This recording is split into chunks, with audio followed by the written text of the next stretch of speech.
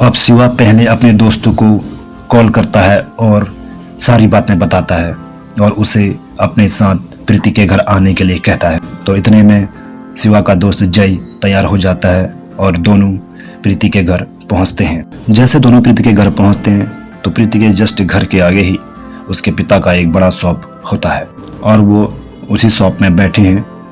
तो शिवा सीधे प्रीति के पापा के पास जाता है। अंकल जी, मैं शिवा, मुझे प्रीति से बात करनी है, प्लीज़ प्रीति को बाहर बुला दो। तो ये सुन के प्रीति के पापा बोलते हैं शिवा को, वो नहीं मिलना चाहती तुमसे और तुम भी आइंदा उसे मिलने की कोशिश भी मत करना। तब शिवा बोलता है, मगर हम प्यार करते हैं अंकल एक दूसरे से और हम शादी भी करना चाहते हैं। तब प्रीति के पापा कहते हैं, शादी? कौन सी शादी? किसकी शादी? तुमने देखा है खुद को? तुम कौन हो, हम कौन है?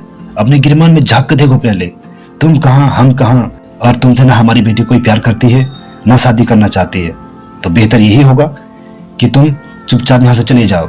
अब शिवा समझ चुका था कि जिस बात को उसने और उसके घर वालों ने पहले ही बता दिया था वही बात हो रही थी।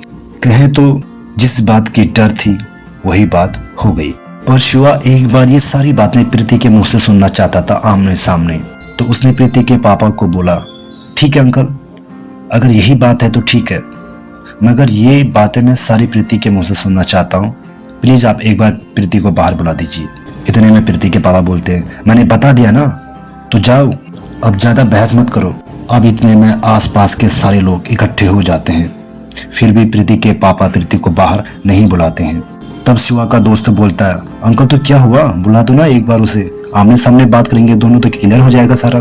प्यार तो करती थी वो भी शिवा से, तो बुलाते क्यों नहीं आप, एक बार बुला दो। इतने में और लोग भी कहते हैं, हाँ हाँ बुलाओ उसे, बाहर बुलाओ, क्लियर करवाओ एक बार। तो अब प्रीति के पापा मजबूर हो जाते हैं और ठीक है, इस तरह से प्रीति को बाहर बुलाया जाता है।